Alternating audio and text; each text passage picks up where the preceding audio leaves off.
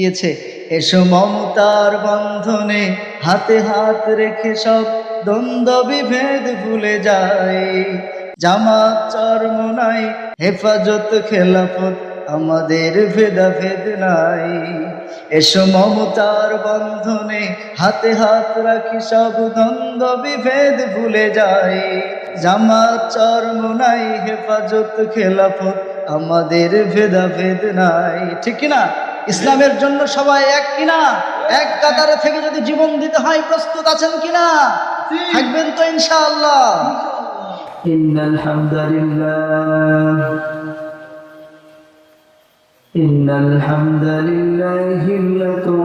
الذي خلق الإنسان وكرمه وعلمه من البيان ما لم يعلم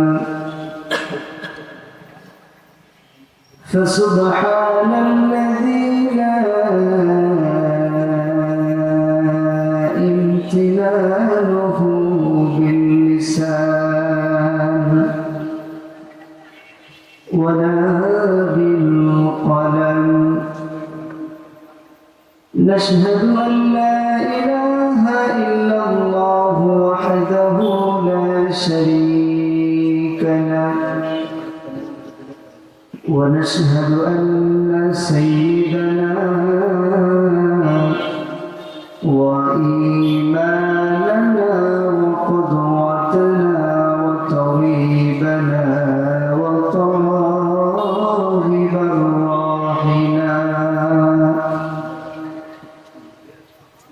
فقد قال الله تعالى في كلامه المجيد وفرقانه الحميد أعوذ بالله من الشيطان الرجيم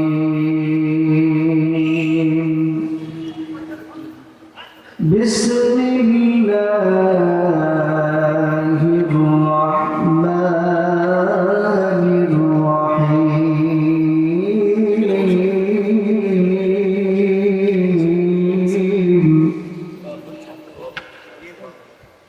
والعصر إن الإنسان لفي خسر إلا الذين آمنوا وعملوا الصالحات وتواصوا بالحق وتواصوا بالصبر وقال الله تعالى في شان حبيبه مخبرا وآمرا إن الله وملائكته يصلون على النبي يا أيها الذين آمنوا صلوا عليه وسلموا تسليما اللهم صل على سيدنا ونبينا وشفيعنا وحبيبنا ومولانا محمد صلى الله عليه وعلى آله وأصحابه وبارك وسلم سبحانك لا علم لنا إلا ما علمتنا إنك أنت العليم الحكيم لا إله إلا الله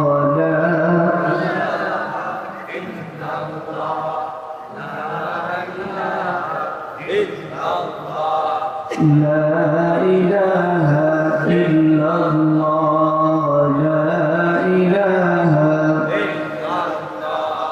لا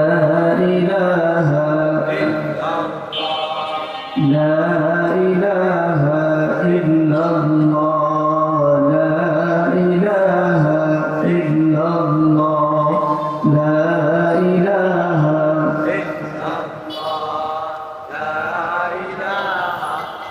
لا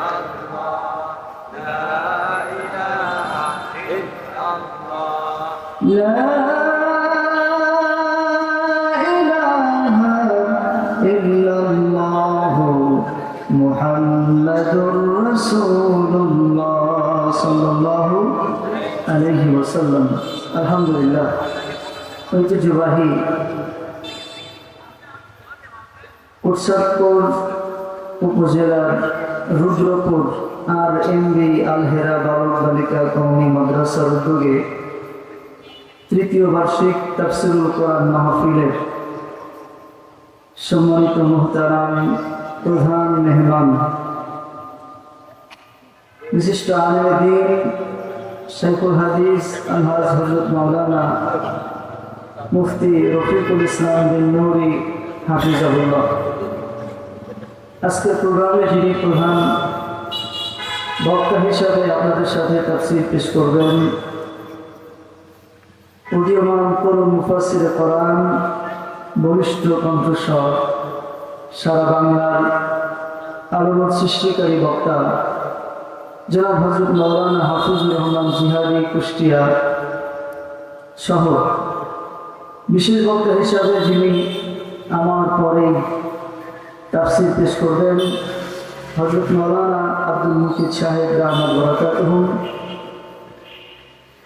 আজকের প্রোগ্রাম যিনি পরিচালনা করে ধন্য করছেন আমার শ্রদ্ধেয় উস্তাদ সমতুল্য প্রিয় বড় ভাই মুফতি মাহমুদুল হাসান হুমায়ুন মুহতামিম মত্ন মাদ্রাসা। আজকের প্রোগ্রামে যিনি সভাপতিত্ব করছেন জনাব মোহাম্মদ ইসমাইল হোসেন সভাপতি অত্র মাদ্রাসা।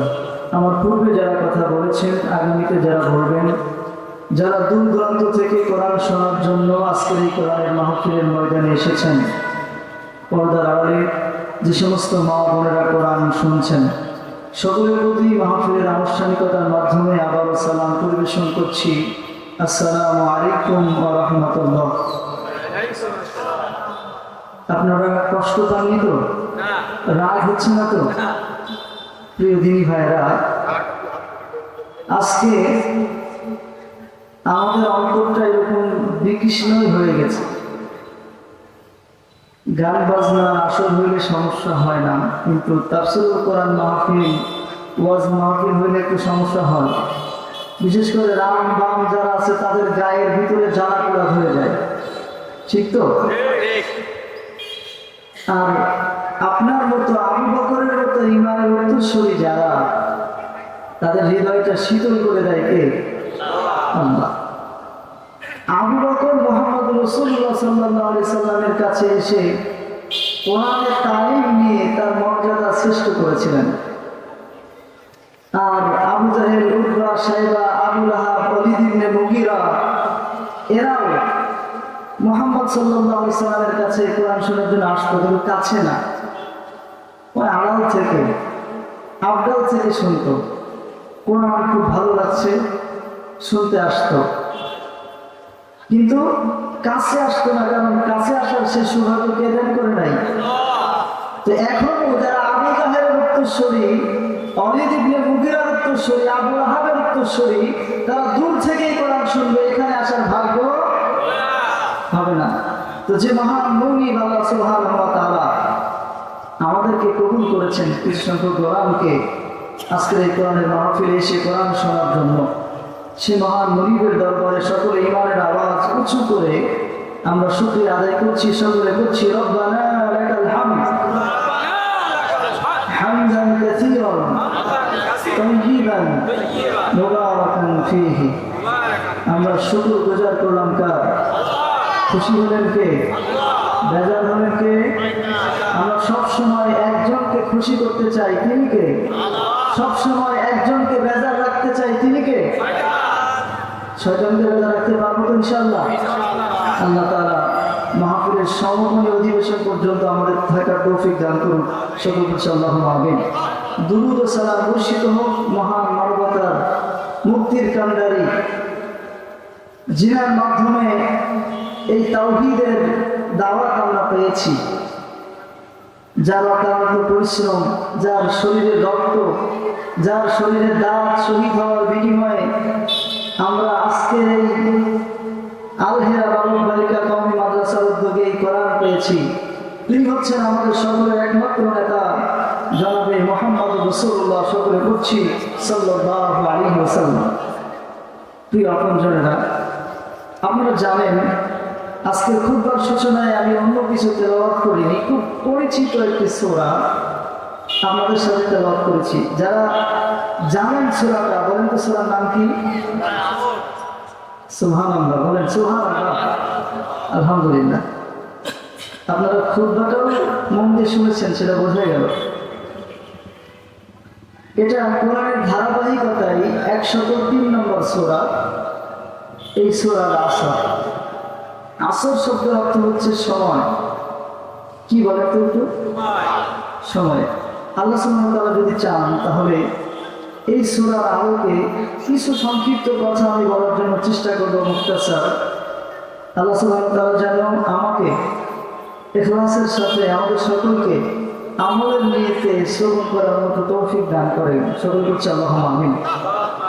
আমি যতক্ষণ কথা বলবো আপনারা সকলে ধৈর্য সহকারে শুনবেন ইনশাআল্লাহ। কারা কারা শুনবেন একটু আল্লাহকে হাত তুলে দেখাই দিন। লিল্লাহি তাকবীর, লিল্লাহি তাকবীর। আলহামদুলিল্লাহ। আমরা কোন সূরা থেকে আজকে আলোচনা করব? সূরা আল-আসর, যেটা পবিত্র কোরআনুল কারীমের ধারাবাহিকতায় আল্লাহ সুবহানাহু ওয়া তাআলা 103 নম্বর সূরা বলে আমরা চিনে থাকি। এই সূরার নামকরণ আল্লাহ রাসূল সাল্লাল্লাহু আলাইহি সাল্লাম বলেন, আল্লাহ সুবহানাহু ওয়া তাআলা নামকরণ করেছেন আসর দিয়ে, আসর দিয়ে, সময় দিয়ে। আল্লাহর হাবিব মুহাম্মদ রাসূলুল্লাহ সাল্লাল্লাহু আলাইহি সাল্লামের ওফাতের পরে সাহাবা আজমাইন রাদিয়াল্লাহু তাআলা আনহুম, বিশেষ করে হযরত আনাস ইবনে মালিক রাদিয়াল্লাহু তাআলা আনহু, তার কাছে একজন বেদুইন সাহাবী এসে প্রশ্ন করলেন, ও আল্লাহর নবীর সাহাবী আনাস ইবনে মালিক, তুমি এমন কিছু উপদেশ আমাকে দাও, এমন কিছু কথা আমাকে জানায় দাও যে কথাটা আমি আমার মৃত্যু অবধি পর্যন্ত আমলের জন্য চেষ্টা করব, আর এই আমলটা আমার নাজাতের জন্য সহজ উপায় হয়ে দাঁড়াবে। সুবহানাল্লাহ। আল্লাহ নবীর সাহাবী হযরত আনাস ইবনে মালিক রাদিয়াল্লাহু তাআলা আনহু সাথে সাথে বেদুইন সাহাবীকে বললেন, ও আল্লাহর নবীর সাহাবী, আমরা যখন মক্কাতে ছিলাম আল্লাহর নবী আমাদেরকে উপদেশ দিতেন, নসিহত দিতেন, তোমরা একে অপরের সাথে ততক্ষণ পর্যন্ত মোলাকাত শেষ করবে না যতক্ষণ না পর্যন্ত সূরা আল-আসর একে অপরকে শোনাতে না পারবে। আজকে সেই সূরা আল-আসর আপনাদের সাথে তেলাওয়াত করেছি। এই সূরা আল্লাহ সুবহানাহু ওয়া তাআলা প্রথম আয়াতে বলেছেন, ওয়াল আসর, সময়ের শপথ নিয়ে আমি বলছি, এই যুগের শপথ নিয়ে আমি আল্লাহ তাআলা বলছি। আপনাকে বোঝানোর ভাষা আমার নেই, বোঝাতে হয়তো বা পারবো না। আপনার যদি বিবেক থাকে তাহলে আপনি বুঝে নেবেন যে কসম কোন কথার সময় বলা লাগে। আমার কথার সত্যতা প্রকাশ করানোর জন্য, আমার কথা গুরুত্ব বোঝানোর জন্য শপথ অবশ্যই করা লাগে। কিন্তু এমন একজন রব আজকে এই সূরা আল-আসরের ভিতরে শপথ নিয়েছেন, যেই রবের কি কারোর কাছে কোনো ঠেকা বাঁধা কোনো দায়বদ্ধতা আছে নাকি? কিন্তু সেই রব তারপর কি করেছেন? শপথ করেছেন। তাহলে এই শপথের গুরুত্ব কম না বেশি? এই শপথের গুরুত্ব কত বেশি আমি আপনাকে বর্ণনা করে বোঝাতে পারবো না হয়তো, তবে দিলটা উজাড় করে দিয়ে সেই মহান মুনিব আপনাকে যে কর্মটা দিয়েছে এই কর্ম দিয়ে শ্রবণের জন্য চেষ্টা করবেন। প্রিয় ভাইরা, সেই মহান মুনিব বলছেন, সময়ের শপথ, ইন্নাল ইনসানা লাফি খুসর। ওইদিকে একটা কসম দিয়ে কথার গুরুত্ব বাড়িয়ে দিয়েছেন, আবার বলছেন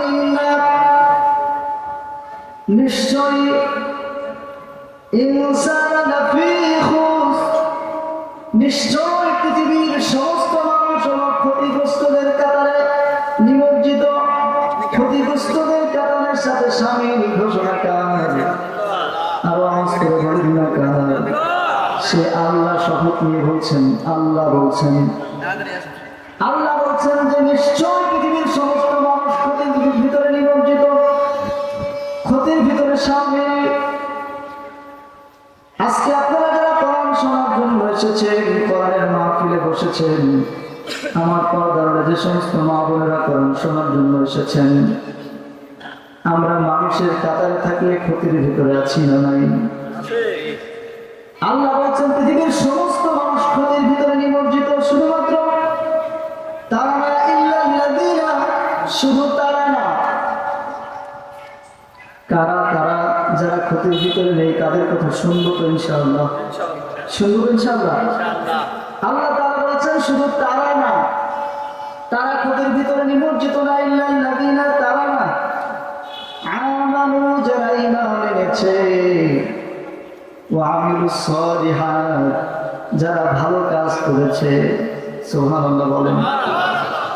ওয়া তাওয়াসাউ বিল হক, এবং একে অপরকে সৎ কাজের আদেশ করেছে, হকের দাওয়াত দিয়েছে। পৃথিবীতে একটা গ্রন্থ, মহাগ্রন্থ কোরআনুল কারীম, যেই কোরআন আল্লাহ সুবহানাহু ওয়া তাআলা নিজে বলছেন আমি প্রত্যেকটা মুমিন বান্দা বান্দির জন্য তার জীবন পরিচালনাকারী একটা গাইডলাইন হিসাবে প্রেরণ করলাম। যেই কোরআন আল্লাহ সুবহানাহু ওয়া তাআলা বলছেন যালিকাল কিতাবু লা রাইবা ফীহি হুদাল লিল মুত্তাকিন।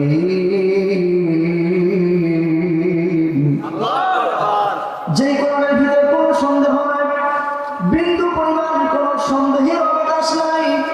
যেই কোরআন হচ্ছে মুত্তাকিদের জন্য পথ প্রদর্শক, মুত্তাকিদের জন্য সুন্দর অভিমত বাণী, সেই কোরআন আল্লাহ সুবহানাহু ওয়া তাআলা বলছেন সেই কোরআন, সেই কোরআনের মতো সত্য, সেই কোরআনের মতো হক পৃথিবীতে কি আর কোনো কিতাব আর কোনো বই আছে নাকি? আর আছে? কোরআনের থেকে সত্য, কোরআনের থেকে হক, কোরআনের থেকে সুনিষ্ঠ আর কোনো কিতাব আছে? নাই। আজকে সেই কোরআন রাম বাম যারা আছে তাদের গায়ে শুনলে কি হয়? জ্বালা পোড়া ধরে যায়। কোরআনের বিরুদ্ধাচরণ করার জন্য, কোরআনের মাহফিলের বিরুদ্ধাচরণ করার জন্য তারা মরে মরে বসে আছে, ঠিক কি না? আজকে আমরা তাদের সেই চোখ রাঙানি, আজকে তাদের হুমকি ধামকি থেকে আর ভয় পাবো? পাবো না। কারণ আমরা কি? আমরা আজকে সব এক কাতারে থেকে কোরআনের মহব্বতে, কোরআনের প্রেমে মাতোয়ারা হয়ে কোরআন এই আল্লাহর জমিনে প্রতিষ্ঠিত করতে চাই, ঠিক কিনা? যদি জীবন চলে যায় সমস্যা নাই, সম্পদ চলে যায় সমস্যা নাই, তারপরেও আল্লাহ বলেছেন আলা লাহুল খালকু ওয়াল আমর ফাতাবারাকাল্লাহু রাব্বুল আলামিন। এই জমিন আমার, আর এই জমিনে আমার দ্বীন বাস্তবায়ন করতে হবে। বলেন না সুবহানাল্লাহ। অতএব আমরা গোলাম কার? আল্লাহ। তো সেই হকের দাওয়াত আমরা দিতে গিয়ে কে খুশি হলো আর কে বেজার হলো সেদিকে দেখার কোনো আমাদের দরকার আছে? দরকার নাই ইনশাআল্লাহ। আর যারা আবু জাহেলের উত্তরসূরি, আবু লাহাবের উত্তরসূরি, ওরা দূর থেকে শুনুক আর জ্বলুক, আমাদের কিছু যায় আসে না। আল্লাহ সুবহানাহু ওয়া তাআলা কি বলছেন? যে শুধু তারা না, যারা ঈমান এনেছে, আমলে সালেহ করেছে, ভালো কাজ করেছে, সৎ কাজের আদেশ দিয়েছে, এক কথায় হকের আদেশ দিয়েছে, এবং একে অপরকে সবরের জন্য দাওয়াত দিয়েছে। বলেন না সুবহানাল্লাহ। তাহলে এই আয়াতে আমরা কয়টা গুণ পেলাম? একটু আওয়াজ করে বলেন না কয়টা? প্রিয় ভাইরা, আমার কথা কি আপনারা বুঝতে পারছেন? আমার তো মনে হয় আমার ভাষাও যেহেতু ঝিনাইদহে কোটচাঁদপুর, ভাষার এলোমেলো হওয়ার কথা না, অস্পষ্ট বোঝার তো মনে হয় কোনো কথা না। বুঝতে পারছেন তো? তাহলে আমরা মাহফিলে আসি, শুধু এক কান দিয়ে শুনি আর এক কান দিয়ে বের হয়ে চলে যায়। মাওলানা আব্দুল মালিক জিহাদি উনি একটা কথা বলতেন, আমাদের বর্তমান সময়ের কোরআনের মাহফিলগুলো এমন হয়ে দাঁড়িয়েছে, যে আমরা ওয়াজ শুনি ঠিকই, কিন্তু বাড়ি পর্যন্ত নিয়ে যেতে পারি না। উনি এক্সাম্পল দিচ্ছিলেন যে নানা নাতি এসেছে ওয়াজ শোনার জন্য, তো নানা নাতি ওয়াজ শুনে সারা রাত ওয়াজ শুনেছে, রাত বাজে 3টা। তো ওনার বাড়িতে যেতে হয় খাল পার হয়ে, খালে প্রায় মাজা পর্যন্ত পানি আছে। তো নানা নাতি ওয়াজ শুনে বাড়িতে চলে যাচ্ছে, তো যাওয়ার পথে খাল বেঁধেছে, খাল বাঁধার পরে ওয়াজে আবার হুজুর ওয়াজ করেছেন ফরজ তরফ করা কবিরা গুনাহ, হাঁটুর উপরে কাপড় ওঠানো যাবে না। তো নানা আর নাতি যখন খালের এইপারে দাঁড়িয়ে আছে বাড়িতে যাবে, ওয়াজের কথা বারবার মনে পড়ছে। নানা ঠিকই লুঙ্গিটা হাতের উপরে উঠিয়ে ফেলেছে যাতে না ভিজে যায়। নাতি সাথে সাথে ধরে বসেছে যে নানা এই কিছুক্ষণ আগে হুজুর বললো হাতের উপরে কাপড় উঠানো কি কবিরা গুনাহ, তুমি এখনই কবিরা গুনাহ করলে। বসে নাতি সারা জীবন ওয়াজ যা শুনেছি সব খালের উপরে রেখে আসতেছি, এবারে নিয়ে যায়নি। তা আমাদের অবস্থা আসলে আপনারা হাসছেন, আপনাদের হাসতে মনে চাইছে তাই হাসছেন। এটা খুব দুঃখের ব্যাপার, খুব কষ্টের ব্যাপার, খুব দুঃখ ভারাক্রান্ত হৃদয় নিয়ে বলছি যে আজকে কোরআনের মাহফিল প্রত্যেকটা গ্রামে গ্রামে মহল্লায় মহল্লায় হয়, কিন্তু সেই গ্রামে আবার গানের আড্ডা চলে না, চলে না। সেই গ্রামে কোরআন বিদ্বেষী কথা চলে না, চলে না। সেই গ্রামে আল্লাহ নবীর সম্পর্কে কুরুচিপূর্ণ মন্তব্য করা চলে কি চলে না। সেই গ্রামে দাদা বাবুদের ভালোবাসার মানুষ দেখা যায় কি যায় না। খুব দুঃখ ভারাক্রান্ত হৃদয় নিয়ে বলতে হয়, কারণ আজকে আমরা কোরআনের মাহফিলগুলো কানসুর করার জন্য আসি, আমল পরিবর্তনের জন্য কেউ আসি না। যার ফলে আল্লাহর জমিন আল্লাহর দিনগুলো বাস্তবায়ন এত সহজে হচ্ছে না। এখনো আর কত রক্ত দিবেন, আর কত বোনের ইজ্জত হারাবেন, আর কত ভাইকে শহীদ হওয়া লাগবে, তারপরে আপনার দিলটা বুঝবে যে আপনি কোরআনের দিকে আসবেন। আর কত, এখনো কি আপনার দিলটা ঘুরে আল্লাহর দিকে রজ্জু হচ্ছে না? এখনো কি আপনার বিবেক জাগ্রত হচ্ছে না? আপনি যে দেশে 95% মুসলিম বসবাস করার উদ্ধৃতি দেন, সেই দেশে হিন্দু কয়েকটা হিন্দু উগ্রবাদী ইস্কন নামক হিন্দু সন্তানেরা আপনার মুসলিম মেয়েকে, আপনার মুসলিম বোনকে ধর্ষণ করছে। ধর্ষণ করার পরেও তারা এখান থেকে পার পেয়ে যাচ্ছে, তারপরে আপনার জবান থেকে লিল্লাহে তাকবীর আল্লাহু আকবারের ধ্বনি উদ্দীপিত হচ্ছে না। আবার কখন আপনি জাগ্রত হবেন এটা তো আমার বুঝে আসছে না। একটু কোরআনের দাওয়াত দিয়ে বলেন যে হুজুর সামনে তো সময় আছে, এখনো অনেক সময় পড়ে আছে, বয়স মাত্র 30, বয়স মাত্র 25, বয়স মাত্র 40, আপনি উদ্ধৃতি দেন এই বয়সের। আপনি কি জানেন কখন মৃত্যুবরণ করবেন? আপনি জানেন না। আপনি জানেন না যে আজকে এই মাহফিল থেকে আপনি উঠে যেতে পারবেন কিনা। অথচ আপনার উদ্ধৃতি শুনলে বড় হাসি লাগে, অবাক লাগে আপনার উদ্ধৃতিগুলো দেখলে। আপনি জাগ্রত হবেন কখন? একটু আওয়াজ করে বলেন তো, জাগ্রত হবেন কখন? ইমাম উজ্জীবিত করবেন কখন? বলেন না এখন এখন এখন। উজ্জীবিত হবেন কখন? এখন হবেন। যদি এই মুহূর্তে কোন ওলামা ইকরামের জবান থেকে কোন আমির তার জবান থেকে উদ্ধৃতি আসে, বিবৃতি আসে যে আল্লাহর জমিনে ইসলাম প্রতিষ্ঠিতের জন্য, ধর্ষিতা বিচারের জন্য আমরা একে এক হাতে হাত রেখে এক কাতারে শামিল হয়ে আমরা আবার যদি রাজপথ ঘেরাও করে ঢাকায় যেতে হয় যাবো ইনশাআল্লাহ। তারপরেও জীবনের বিনিময় হইলেও আমার ধর্ষিতা বোনের ইজ্জতের সেই হেফাজত রক্ষার্থে আমরা দৌড়াবো তো ইনশাআল্লাহ। পারবো তো ইনশাআল্লাহ। কারা কারা পারবেন দুটো হাত তুলে দেখায় দেন, লিল্লাহি তাকবীর, লিল্লাহি তাকবীর। প্রিয় ভাইরা আমার, আল্লাহ সুবহানাহু ওয়া তাআলার জন্য বলছেন পৃথিবীর সমস্ত মানুষ ক্ষতিগ্রস্তদের কাতারের সাথে শামিল।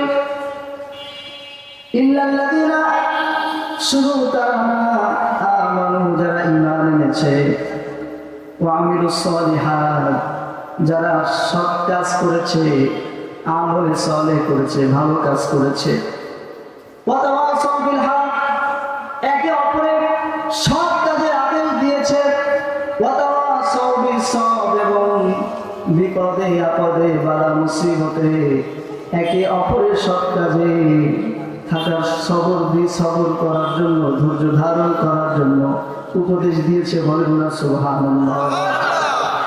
আল্লাহ তাআলা বলছেন শুধুমাত্র এই 4 গুণওয়ালা বিশিষ্ট মানুষ ছাড়া সবাই ক্ষতিগ্রস্তদের কাতারের সাথে শামিল। এখন আপনি আপনার বিবেকটা নাড়িয়ে, আপনার বিবেকটা জাগ্রত করে বোঝার জন্য চেষ্টা করবেন, জানার জন্য চেষ্টা করবেন। আপনার ঈমানটা একটু উজ্জীবিত করে জানার জন্য চেষ্টা করবেন যে এই 4 গুণ আপনার ভিতরে আছে কি নেই। যদি এই 4 গুণ আপনার ভিতরে থাকে তাহলে আল্লাহর শপথ নিয়ে বলছি, সে আল্লাহই শপথ নিয়েছেন আপনি ক্ষতিগ্রস্তদের কাতারে শামিল নয়।